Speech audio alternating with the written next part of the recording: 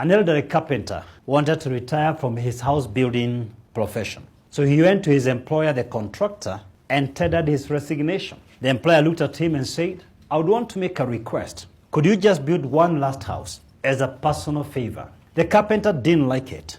He resorted to poor workmanship and used inferior materials. At the end, he invited his employer to inspect the project, the housing project. After inspecting the project, the employer handed him over the front door keys and said, this is my gift for you, for the many years of service that you've worked so hard for me.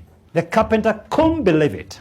Had he known for a moment that he was building his own house, he would have given it some artistry finesse and used superior materials. But this revealed his personal standards. This revealed who he really was under no supervision. This revealed his attitude towards work and his employer. Isn't this true for many employees? That we find our identity from our employers. We define our standards from supervision. If supervision was eliminated, the true colors would literally come out. We resign long before we resign. We get out of that job long before we get out of the door of that organization.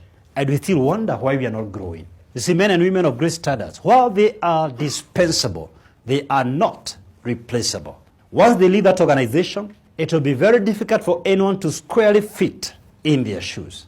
I ask you tonight, what is your standard as an employee? What is your standard as an employer? What is your standard as a husband, as a wife, as a friend, as a mentor, as a business partner to someone? What is your standard as an associate? If we gave you our mentorship certificate, what is your standard as a mentor? By what standard do you live? One major reason why a lot of people literally never achieve their goals in life is because there is a mismatch between their goals and their personal standards. Do you know, you can look at a fellow like this and know you can't lend him even 10K. There's a mismatch between what he's borrowing and his personal standard.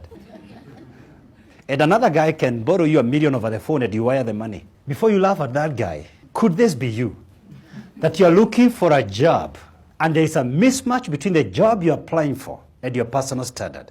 There is a mismatch between the salary you're looking for and your personal standard. There is a mismatch between the girl you want to date and your personal standard.